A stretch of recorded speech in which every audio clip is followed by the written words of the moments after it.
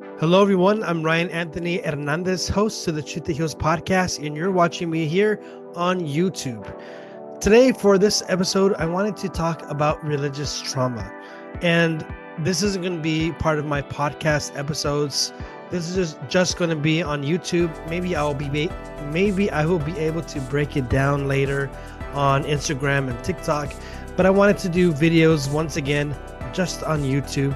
Today, I'm going to talk about something serious, and that is religious trauma.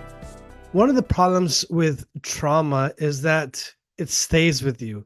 And that was my experience. Even when I was no longer in the environment, it still stayed with me. The emotions, the feeling, the memories. And I've broken down already in previous episodes on the podcast how the group that I was in was a cult. But I want to talk about how it is, or what is the feeling that I had burying the emotions, burying the trauma, and also burying the memories. Initially, there was a lot of self blame, but later on, I was able to understand that the group that I was in was actually a cult. But at that time, I didn't see it as a cult. I saw it as something good, something benevolent. The founder and the leadership, the way this group was running was full on cult control. And so going back, when I left the community, the trauma still stayed, the memories still stayed, the feelings, emotions, all of it stayed. But what was hard for me to do was to express.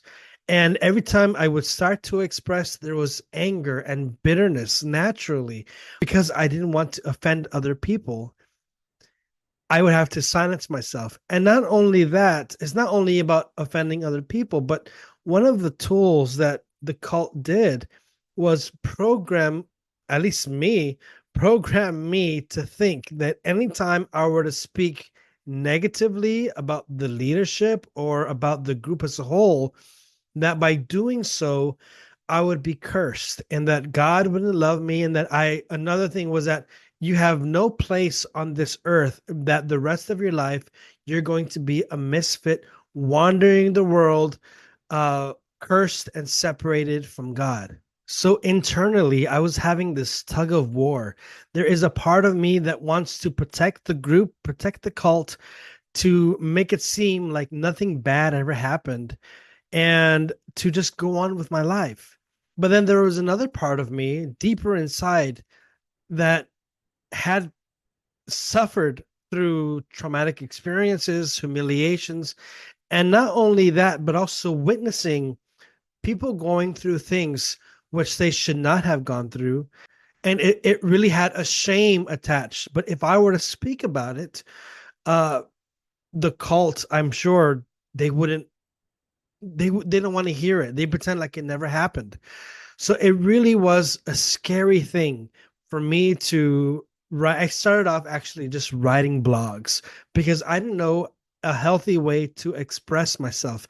Because if I were to talk to other friends or other ex members from the group, and I were to say, "Hey, look, some bad things happened here," a lot of the times it was like, "Hey, we shouldn't talk about that. Let's talk about the good times." But we would ignore all of the bad things. And out of fear of offending people, out of fear of maybe even annoying people or losing friends, because I didn't want to get shunned and rejected. But it was that fear that led me to silence at first.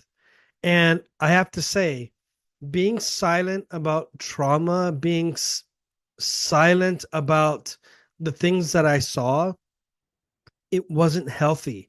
And what happened was instead of allowing myself to express myself in a healthy way, I could feel the anger building up and the frustration because no one wanted to listen. And at the same time, I didn't want my mind to go there.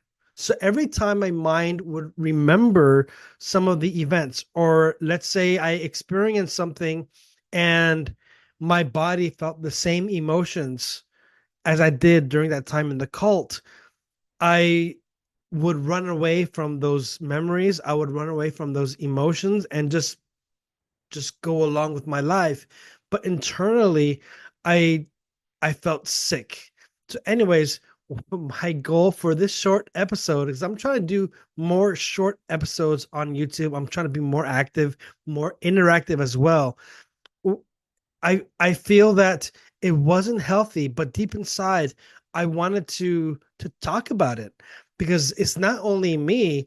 There are so many other people, not only in the cult that I was in, but in several other cults or several other environments.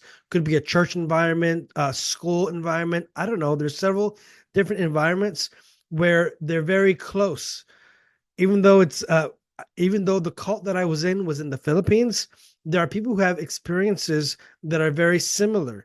And being silent about it and feeling shame and feeling guilt isn't really the answer. Instead, I allowed myself to be silent because of fear. But I think one of the best things that happened to me was not only getting therapy, but also finding a way to express myself in a healthy way. And I'm going to talk about, and I'm going to talk a bit about more in my next episode. So stay tuned. Don't forget to subscribe and have a great day.